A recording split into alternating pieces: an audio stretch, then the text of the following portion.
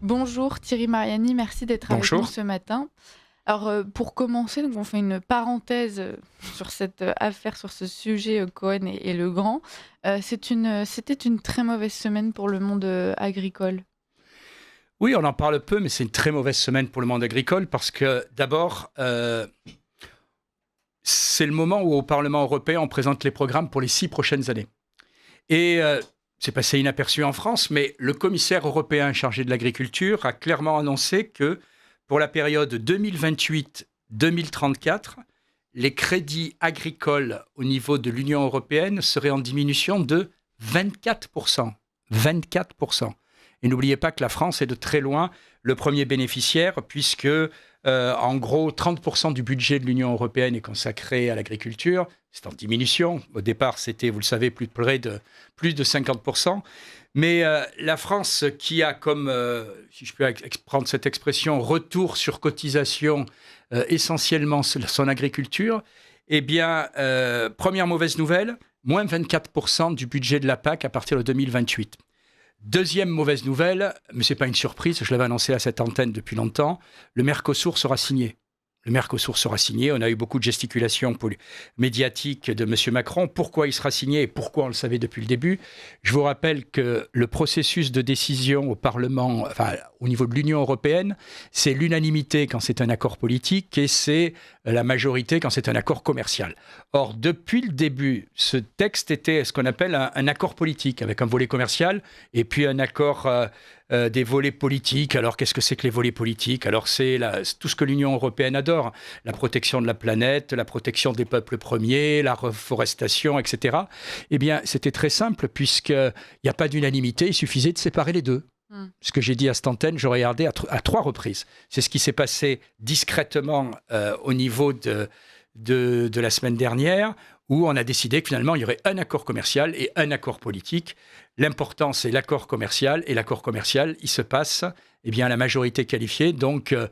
Macron peut faire toutes les déclarations qu'il a faites et en refaire d'autres. Il est évident que cet accord, malheureusement, sera accepté.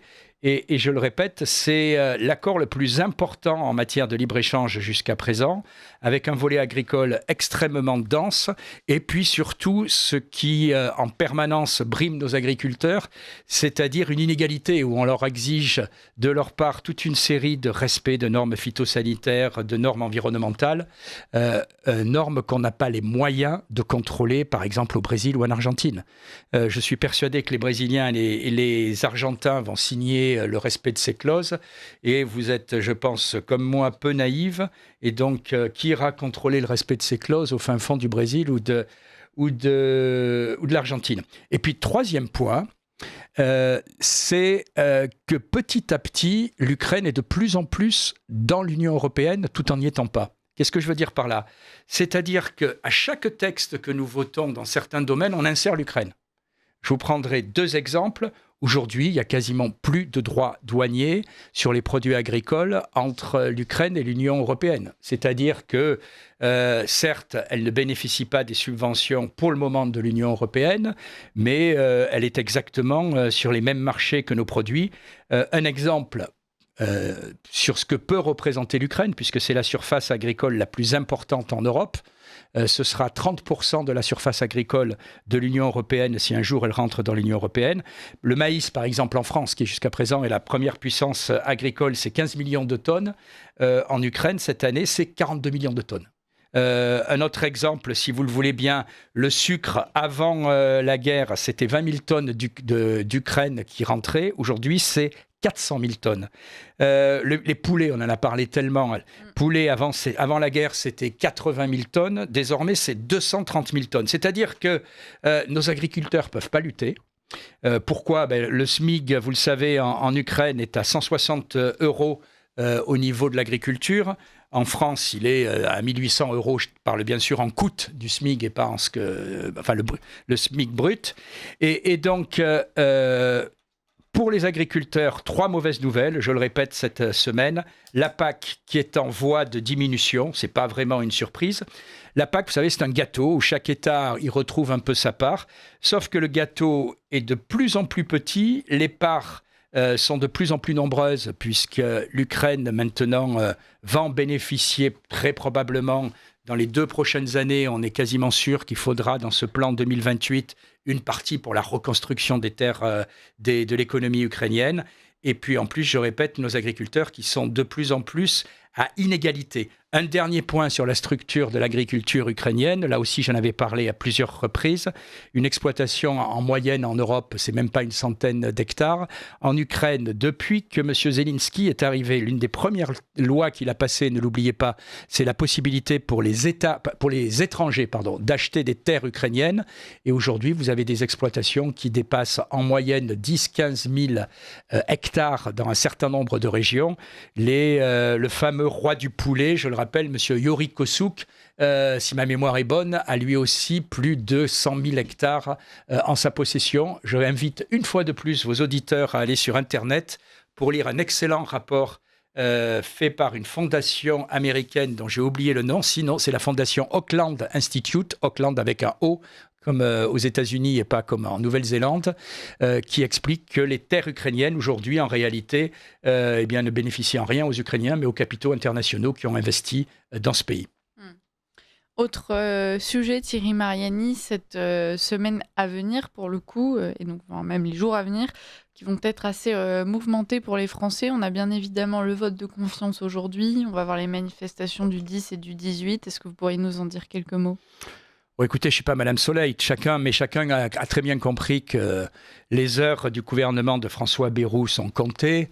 Est-ce qu'il est victime d'un coup de poker ? Est-ce qu'il a voulu se tresser une statue du commandeur autour de la dette avant de partir ? J'en sais rien. Ce qui est sûr, c'est que s'il avait tenté un coup de poker, il est perdu. Et je ne suis pas persuadé qu'on se souvienne pour l'éternité de lui comme la personne qui a voulu dénoncer la dette, parce qu'en réalité, pendant l'année où il a été là et pendant les années où il a soutenu ce gouvernement et le précédent, il n'a eu aucune action particulière sur le sujet. Je me permets quand même de rappeler qu'il était commissaire au plan. C'était quand même l'occasion pour lui d'en parler. Et puis là aussi, quand certains à droite versent une larme, je me permets de rappeler quand même que M. Bayrou avait soutenu François Hollande contre Nicolas Sarkozy et avait soutenu Emmanuel Macron contre François Fillon. Donc, je ne vais pas commencer, est-ce qu'il y aura une dissolution ? Il n'y aura pas de dissolution. À titre personnel, j'y crois pas. Mais bon, je me suis trompé très souvent en politique et jamais j'aurais parié que le 9 juin, il y aurait une dissolution. Ce qui est sûr, c'est qu'on nous joue encore une comédie extraordinaire. La gauche est quand même très majoritaire, on va dire, dans tout ce qui est média. On en parlera tout à l'heure, parce que la vidéo excellente qui a été dévoilée par l'Incorrect en est l'illustration. Mais j'ai envie de vous dire, on nous joue le retour de Julie Castet. Vous vous souvenez de Julie Castet qui était sortie de nulle part et on nous avait dit c'est la future Premier ministre, etc. Et puis qui retournait dans son anonymat. Sa seule qualité, c'est d'avoir géré les finances de la ville de Paris, ce qui n'est pas vraiment une qualité, puisqu'en termes d'endettement, on sait ce que c'est. Alors maintenant, c'est Olivier Faure. Très sincèrement, Olivier Faure a autant de chances d'être Premier ministre que Julie Castet.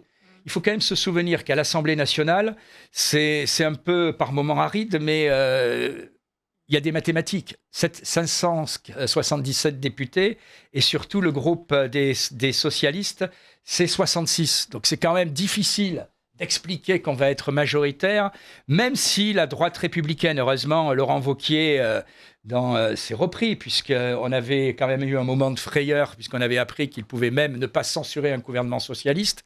Là, le dimanche est venu faire oublier le vendredi, mais même si on additionne droite républicaine, socialiste et ce qui reste du macronisme, en réalité, on est loin du compte. Donc, je suis incapable de prévoir ce qui va se passer.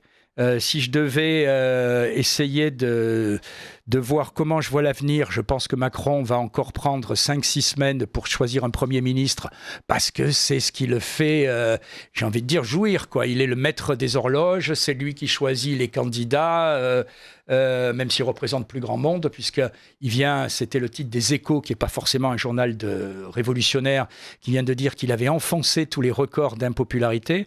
Donc je pense qu'on va avoir encore une période d'instabilité. Tout ça n'est pas bon pour la France. Je pense qu'il est temps qu'on retourne aux urnes. Quel que soit le résultat des urnes, c'est peut-être la seule solution pour retrouver ce qui ressemble à une majorité.